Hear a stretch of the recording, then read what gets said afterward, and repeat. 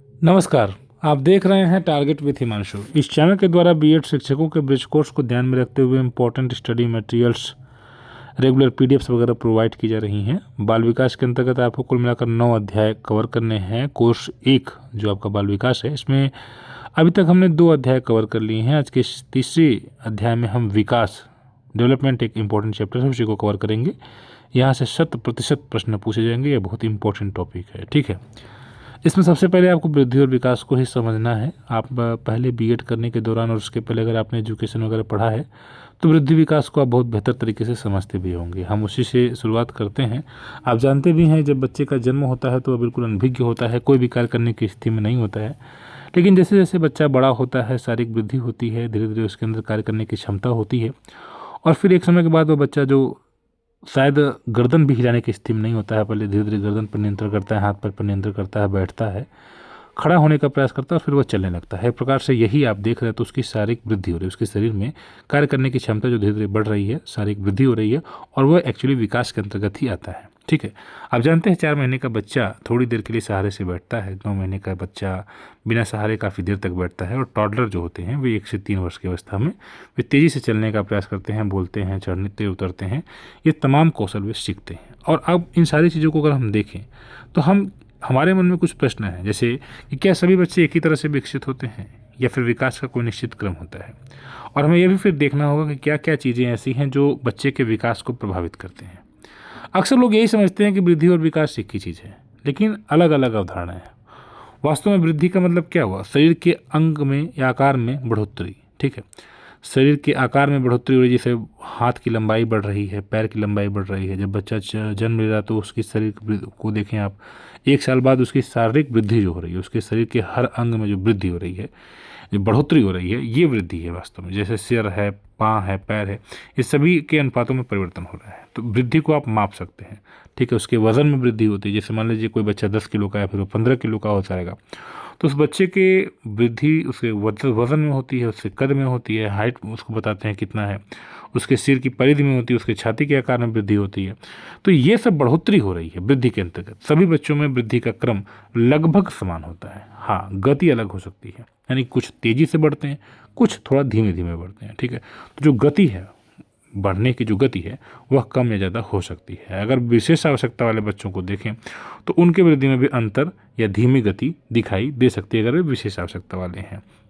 देखिएगा, अगर हम बच्चों में जो वृद्धि का सामान्य क्रम है उसको देखें तो जन्म से लेकर 2 वर्ष तक जो बच्चा बहुत तेज़ी से वृद्धि करता है ना। पहले साल में देखेंगे तो बच्चे की लंबाई जितना मतलब रहती है उसका 50%, फिर वो बढ़ जाती है। वजन भी बहुत तीव्र गति से बढ़ता है। हाँ, इसमें यह है कि सभी अंगों की वृद्धि एक समान नहीं होती। जैसे जैसे बड़ा बच्चा होता है उसकी गति हल्का धीमी होती जाती है। 2 वर्ष के बाद गति थोड़ी धीमी होती है। किशोरावस्था तक वृद्धि थोड़ी धीमी गति से चलती रहती है, ठीक है। 2 वर्ष के बाद 2 वर्ष तक बहुत तीव्र होती है। अब ऐसा नहीं कि 2 वर्ष के बाद एकदम गति रुक जाती है, ऐसा भी नहीं है। 2 वर्ष जैसे तुलनात्मक रूप से अगर आप देखें तो जो प्रारंभ में 2 साल तक है उसकी तुलना में फिर आगे बच्चे थोड़ा थोड़ा धीमे धीमे उसकी गति होती है, ठीक है। और जब किशोरावस्था होता है तो दोबारा बहुत तीव्र वृद्धि होती है, ठीक है। जैसे लड़कियाँ 11 से 12 साल में, लड़के 13 से 14 साल में, इनकी तेज़ी से जो लंबाई वगैरह, वजन वगैरह अचानक में एकाएक बढ़ जाती है, ठीक है। अब देखिए, अगर मानक को देखा जाए, जन्म के समय क्या मानक है जैसे बच्चे का, ठीक है, लंबाई वगैरह देखिए 47 से 52 सेंटीमीटर का है। अगर वजन को देखेंगे तो कम से कम 2.4 से औसत लगभग 3 साढ़े 3 किलो तक का होता है। और हर साल 2 से 2.5 किलोग्राम वजन बढ़ना एक सामान्य सी मतलब बात है। लड़के सामान्यतः लड़कियों से थोड़े भारी और लंबे होते हैं। ये मतलब एक प्रकार से सामान्य मानक है लंबाई का और वजन का, ठीक है। अब देखिए, अब शारीरिक अनुपात में जो बदलाव आते हैं उनको भी थोड़ा सा हम देख लेते हैं। नवजात शिशु का जो सिर होता है वो थोड़ा सा बड़ा दिखता है और चेहरा थोड़ा सा उनका छोटा दिखता है, ठीक है। 2 साल में क्या होता है कि सिर जो है शरीर की कुल लंबाई का लगभग 1/4 हिस्सा रह जाता है ना। और 3 वर्ष तक जाते जाते सिर की जो चौड़ाई का विकास लगभग 90% तक पूर्ण हो जाता है, 3 साल तक जाते जाते। तो इसलिए मतलब ये है कि प्रारंभ में बच्चे का जो मानसिक मतलब स्थिति है वो काफ़ी तीव्र गति से बच्चा का जो दिमाग है वो सारी चीज़ें बढ़ती हैं, ठीक है, विकसित होती हैं। अगर उसी समय उसको मतलब पोषण वगैरह नहीं मिल पाएगा तो फिर उसका शारीरिक उसका मानसिक विकास जो है बहुत तीव्र गति से प्रभावित हो जाता है, ठीक है।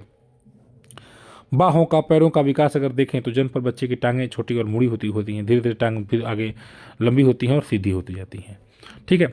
तो विकास की वजह से क्या है, बच्चा पहले से अधिक संतुलन बना पाता है। लड़के लड़कियों में क्रम समान रहता है, पर लड़कियां हल्की और थोड़ी छोटी होती हैं, ठीक है। अब विकास का क्या मतलब है, देखिएगा, उसके बच्चे के शरीर में देखा जाए, उसके व्यवहार में, सोच में, भावनाओं और जो उसकी आदतें हैं, उसमें जो गुणात्मक परिवर्तन होता है, ठीक है, उसको हम कहते हैं विकास। ठीक है, जैसे छोटा बच्चा है, जैसे अब मान लीजिए कि 1 साल का बच्चा है, ठीक है, वह वह अपनी माँ के पास ही रहता है, ठीक है, और उसके बाद फिर वो उसी माँ के आसपास या अपने परिवार के आसपास रहता है, ठीक। लेकिन जब वो थोड़ा सा बच्चा बड़ा होता है, 3 साल 4 साल का होता है, तो अपने जैसे दोस्तों के साथ घूमना शुरू करता है, अपने परिवार के सीमित दायरे से बाहर निकलता है, अपने सामाजिकता के नए गुण सीखता है, एक दोस्त अपने जैसे दोस्त बनाता है, उनकी चीज़ों को अपने साथ लेता है, अपनी चीज़ों को उनको देता है। तो उस बच्चे के अंदर एक विकास हो रहा है, सामाजिक विकास। उसकी सोच का जो दायरा है, सीमित जो दायरा है, वो जो अपने परिवार तक सिर्फ सीमित था, फिर वो अपने दोस्तों के बारे में सोचता है, परिवेश के बारे में सोचता है, तो उसका मानसिक विकास हो रहा है, ये वृद्धि हो रही है। उसके सोचने का जो दायरा है वो बढ़ रहा है, उसकी भावनाएं बढ़ रही हैं। वो कभी अपने मतलब किसी अपने दोस्त के प्रति कुछ अच्छी बातें सोचता है, अगर उसका दोस्त दुखी होता है तो उसके लिए वह दुख प्रकट करता है। ये तमाम चीज़ें बच्चा के जन्म के समय नहीं या कम उम्र में नहीं होती, लेकिन जैसे जैसे बच्चा बढ़ता है, उसकी भावनाएं, जो उसकी फीलिंग्स हैं, उसकी जो हैबिट्स हैं, उनमें जो परिवर्तन हो रहा है, ठीक है, उसके सोच में परिवर्तन हो रहा है, उसके शरीर में जो परिवर्तन हो रहा है, वो भी तो विकास ही है। मतलब वृद्धि जो होती है वो भी विकास के अंतर्गत ही आती है, ठीक है। वृद्धि को हम माप भी सकते हैं, विकास को मापना कठिन है, ठीक है। जो ये जैसे अभी उसकी सोच की है, व्यवहार है या भावनाएं हैं, उसको मापना कठिन है, क्योंकि यह गुणों में बदलाव लाता है। बच्चे की सोच, बच्चे की जो भाषा है या सामाजिक कौशल में जो परिवर्तन होता है, ठीक है।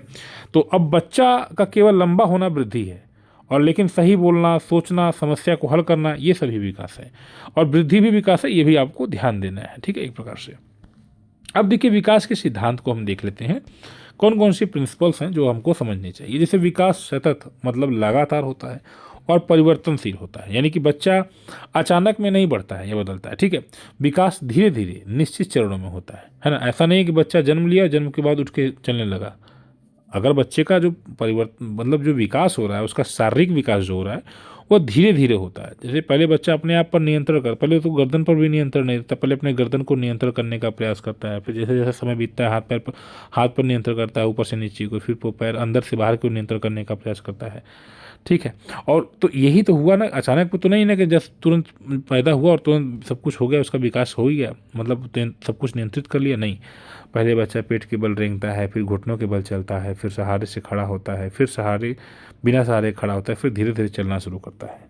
तो आपने क्या देखा, क्या बच्चा कभी रुका? नहीं रुका। इसका मतलब यही हुआ कि विकास कभी रुकता नहीं है, कब नहीं है, कभी उसकी गति धीमी हो जाती है, कभी तेज हो जाती है। यानी कि जन्म से लेकर मुख्य रूप से किशोरावस्था तक के परिप्रेक्ष्य में हमको पढ़ना है, तो इस दौरान जो बच्चा है वो कभी लगातार उसका जो है गति, विकास की गति कभी धीमी होती है, कभी ज़्यादा होती है, लेकिन चलती रहती है, ठीक है। अब उसी विकास में बच्चे का आपको जो कवर करना है, शारीरिक विकास किस प्रकार से होता है, सामाजिक विकास किस प्रकार से होता है, संज्ञानात्मक या सोच समझ या भाषा भावनात्मक विकास किस प्रकार से होता है, ये सारी चीज़ें आपको पढ़नी है, ठीक है। दूसरा यह है कि विकास क्रमबद्ध होता है, ठीक है। हर मतलब जो काम है वो सीखने का एक निश्चित क्रम होता है। जैसे बच्चे को मान लीजिए क बनाना है या बच्चे को ए बनाना है, तो बच्चा डायरेक्ट ए नहीं बनाएगा, बच्चे को पहले डॉट डॉट डॉट डॉट अध्यापक सिखाते हैं, ठीक है, उसको मिलाना सीखता है बच्चा, फिर लाइन सेगमेंट ऊपर नीचे खींच आड़ी तिरछी रेखाएं बनाता है, उसके बाद फिर वो बनाना शुरू करता है। खड़े होने से पहले बच्चा बैठता है ना, चलने से पहले खड़ा होना सीखता है। तो ये क्रम को ही तो बता रहा है। तो विकास का एक निश्चित क्या होता है, क्रम होता है, ठीक है। अब देखिए, यह क्रम सभी बच्चों में समान होता है, हो सकता है कि गति अलग हो, लेकिन क्रम जो है समान होता है। मुख्य रूप से दो प्रकार से आप इसको समझ सकते हैं। एक तो सिर पौधाभिमुख, यानी कि सिर से पैर की ओर विकास होता है, मतलब बच्चा पहले सिर का नियंत्रण करता है, गर्दन को नियंत्रित करने का प्रयास करता है, फिर नीचे के धड़ को और उसके बाद फिर पैर पर नियंत्रण करता है, ठीक है। तो आप देखते हैं, सबसे पहले बच्चा देखने पर नियंत्रण सीखता है ना, पहले आंखों पर नियंत्रण करने का प्रयास करता है, ठीक, और बाद में फिर चलना सीखता है। यानी कि आंख ऊपर का हिस्सा पहले काम कर रहा है, उसको कंट्रोल कर लिया, और पैर वाला जो हिस्सा, नीचे का हिस्सा, वो बहुत बाद में काम करता है। तो सिर पौधाभिमुख विकास से आशय मतलब यही हुआ कि ऊपर से नीचे की ओर बच्चा विकास कर रहा है। और उसके बाद समीप दूराभिमुख, यानी कि शरीर के केंद्र से बाहरी अंगों की ओर विकास करता है, ठीक है। जैसे बच्चा पहले कंधे और बाहों को नियंत्रित करता है, फिर हाथों को, फिर उंगलियों को। इसलिए छोटे बच्चे उंगलियों को सटीकता से चलाने में समय लेते हैं। जैसे बटन लगाना या पेंसिल पकड़ना है, तो अब आप छोटे बच्चे मतलब की है, तो वो जो महीन काम जिसको आप कर सकते हैं वो नहीं कर पाता, उसकी उंगली जो है उतना एक्टिव नहीं रहती है। छोटे बच्चों को आप देखो, हाथ वगैरह हिला देंगे, लेकिन उंगलियों को नहीं हिला पाते हैं। आपने अगर 3 महीने 4 महीने 5 महीने के बच्चों को देखा होगा, 6 महीने को, तो वो उंगलियां वगैरह अपना नहीं हिला पाते हैं, क्योंकि वो बाद में होता है, ठीक है। तो विकास का क्रम इसी प्रकार से होता है, समीप दूराभिमुख, ठीक है।